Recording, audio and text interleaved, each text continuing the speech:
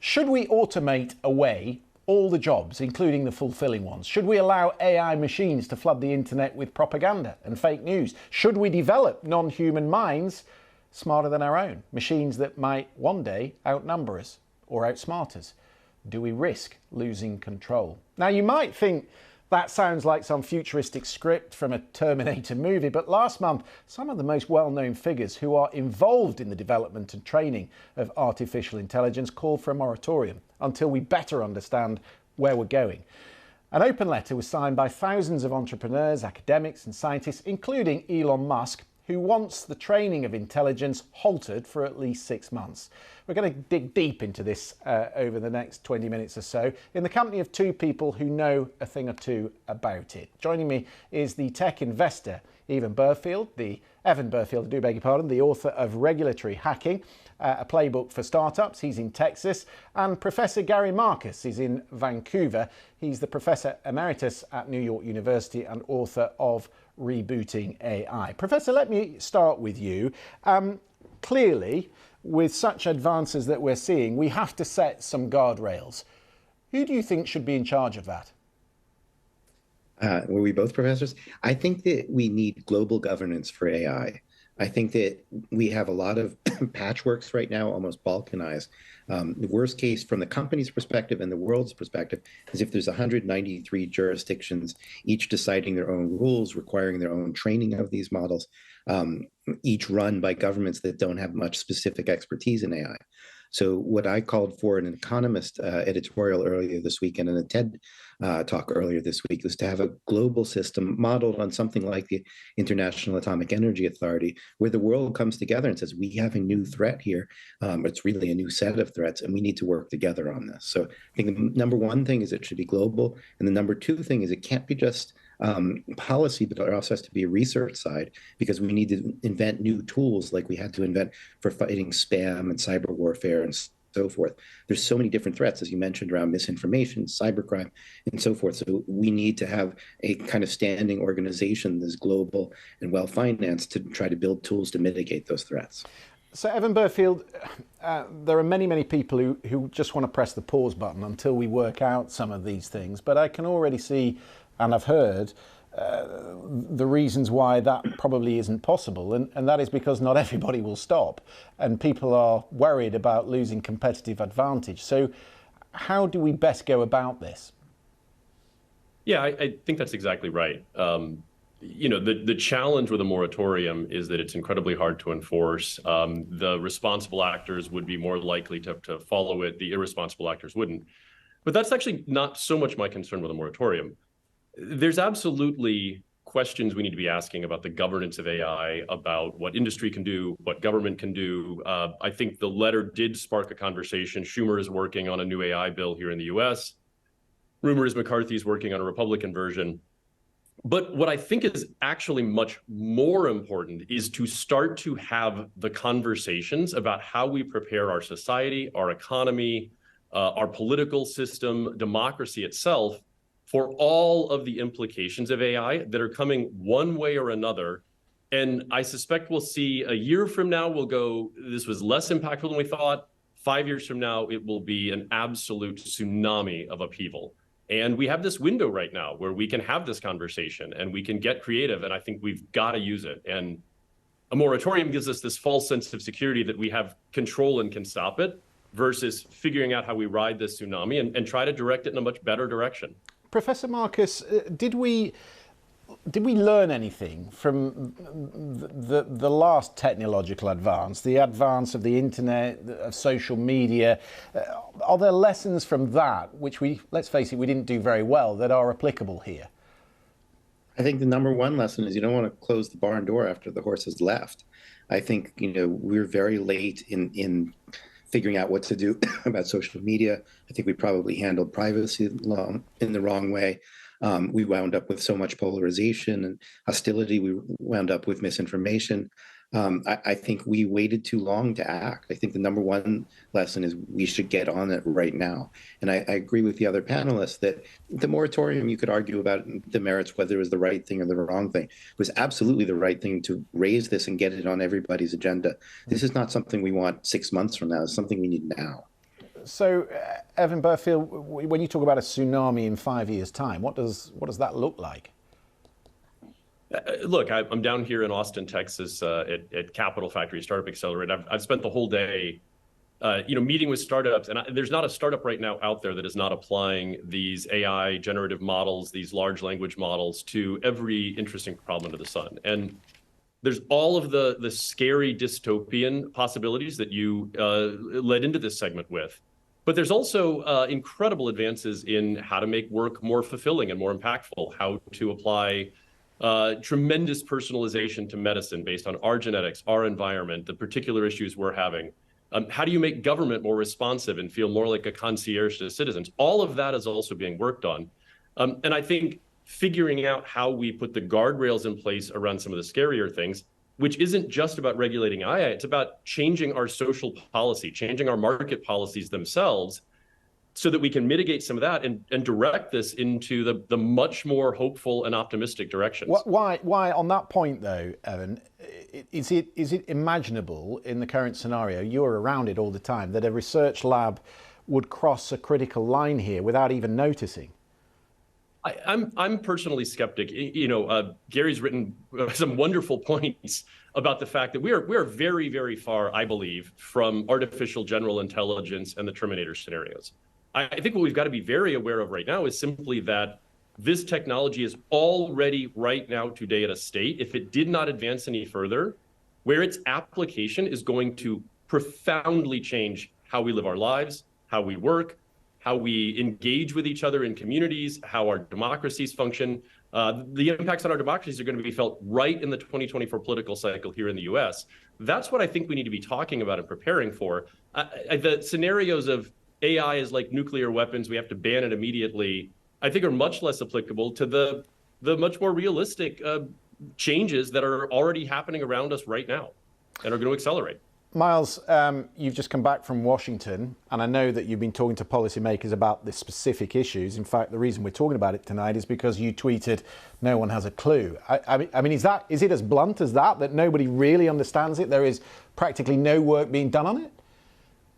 Christian, you're spot on. The three biggest challenges right now with policymakers are, one, this was completely foreseeable. There were some of us in Washington talking about this 10 or 15 years ago. Policymakers weren't paying attention, and most of the think tanks in Washington really failed to start a conversation about the practical things that needed to be done to prepare for the age of AI. So we're behind the ball from a policymaking standpoint. The second thing, I would emphasize what Evan Burfield just said. There is a wave coming, and you can do two things when a wave is coming. You can get crushed by it, or you can ride the wave. And to use another analogy, right now the discussion in Washington is about whether to put the genie back in the bottle or not. That shouldn't be the discussion. It should be, what three wishes should we ask the genie? And that's the discussion that should be had about how to handle AI and use it for good purposes. And finally, the other problem is policymakers are not thinking 2 steps forward on the chessboard. It's AI right now, but in this decade, AI is going to be supercharged by other technologies like quantum computing that are going to give machines genuine human-like emotion. What are we doing to prepare for that? We should be having that conversation now. There needs to be institutions in Washington that focus on that. So, Jack, we've had a discussion about that in this country, and the UK government has decided that it doesn't need a dedicated UK regulator for AI. So who's overseeing it? That's a very good question. I mean, I was on stage last night with the Chancellor, Jeremy Hunt, and I asked him about this. You know, he's the guy in charge of the UK economy. And he was really quite dismissive. In the sense that he said, you know, this is something that is going to happen, and we have always embraced new technologies in this country, and we should do so again. It's full steam ahead was the phrase that he used. You know, he was very, very positive. He did not want to talk about the possibility that people would lose their jobs because of this technology. He only saw it as a purely positive thing, and he was not keen to talk about the way it should be regulated. Now, you know, I'm no expert on this stuff. I'm a politics guy, but what I do know is how Westminster works and how political systems work. And I can tell you now, and you'll know this, Christian, there is no way our political system is set up to deal with this challenge. Absolutely no chance. The speed at which decisions are made in Westminster, and I suspect in other major political centres, is far too slow to cope with the pace at which this technology is coming. The policymakers do not understand it at all. This is just something that is going to wash over us, and we're going to have to cross our fingers. You know, the UK government put out a white paper, which is what they call their draft strategy on AI the other day. I mean, just the very name of it, white paper, tells you how old school this is. It's out of date already, and that thing took, years for them to put together. We just don't have the sort of nimble, small system, smart thinking people set up to deal with this. And I'd be very surprised if that's different in the US or indeed in many of the other big power centers. Well, they clearly don't understand it, Professor Marcus. Do they call you in to try and get you to explain it to them? I was talking to people in US and Canadian government yesterday. I've been called a lot lately. I think there is an awareness that people don't quite know what to do, and they are increasingly turning to me, and also turning to all of my academic colleagues and so forth. I think that there's at least a recognition that people know what they don't know. I do think that the UK white paper saying that you won't have a central office of AI is silly for all the reasons that were kind of implicitly just said, which is the government is going to be ill-equipped to deal with the speed of this. And if you just leave it to 20 different regulatory agencies, each of which don't have expertise, you're asking for trouble. You're asking for a lack of coordination. And it's just not realistic that all of those agencies are going to be up on things. So there needs to be, I think, at least some central oversight. I think the United States should consider a cabinet-level AI officer, and you should consider something comparable. You need some people. So what, maybe like a G7, we have a G7 meeting of foreign ministers, we need a G7 meeting of AI ministers. Is that effectively what you're saying?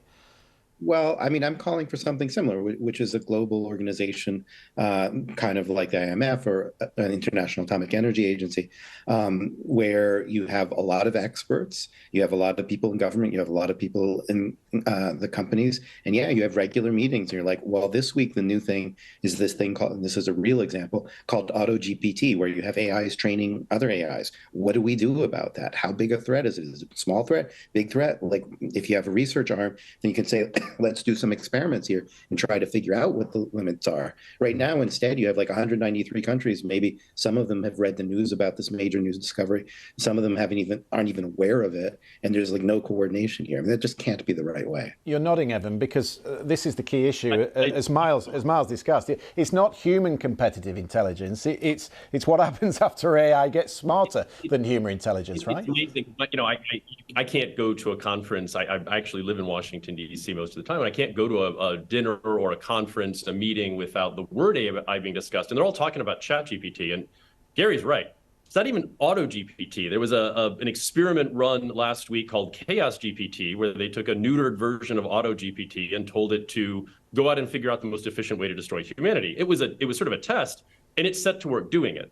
There's a lot of this stuff is moving incredibly fast, and figuring out how you can educate policymakers about how to mitigate, regulate, bring transparency to some of those threats, while not preventing what can be breathtaking advances in how we live our lives in much more fulfilling and purposeful ways and society. I think that's a lot of the trick here.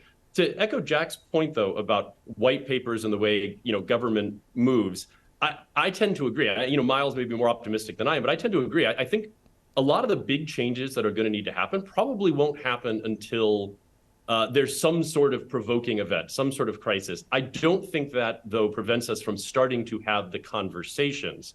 At least the way Washington tends to work, at least you want to have the policy container, the framework, the ideas ready, some sort of consensus being built, so that when the opportunity presents itself, kind of like a VC who sees a great startup, right? When the opportunity presents itself, you're ready to jump on it and you're ready to move forward. And I think that has to be happening right now. One of the more go ahead. The opportunity that I see right now is to build some global governance. I think you have the governments are afraid of the technology companies. And the technology companies are afraid the governments are going to shut them down, as they did in Italy. And this means everybody has some incentive to go to the table. That's rare. And I think we should be seizing that opportunity right now to try to do something coherent that is dynamic enough to cope with the speed of the change, to take advantage of the good things and to avoid the bad things. But we need that coordination now. And we can't just leave this to the usual mechanism mechanisms is just too slow. Miles, one of the more worrying things that you said was that Speaker McCarthy was looking at an AI for Republicans. And, you know, one of the experiences we have of recent years is that the Russians were able to interfere in a democracy, and who knows, arguably, it's been debated whether they were able to change some of the results through what they were putting onto the internet. I mean, we're into a whole new ballgame for democracy if AI can put out misinformation and propaganda.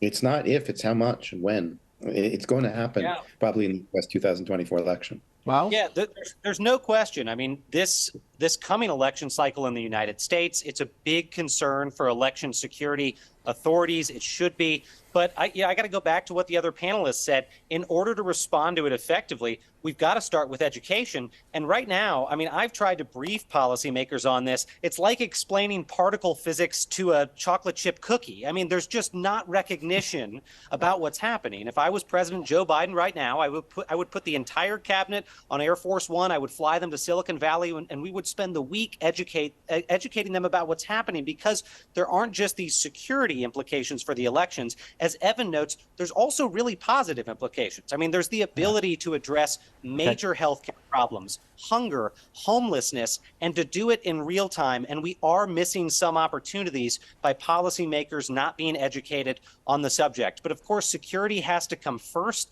And in order to protect elections or anything else, it's got to start with, policymakers becoming technologists and being educated. Fascinating conversation. We're going to have to leave it there. Evan Burfield, Gary Marcus, thank you very much indeed for joining us.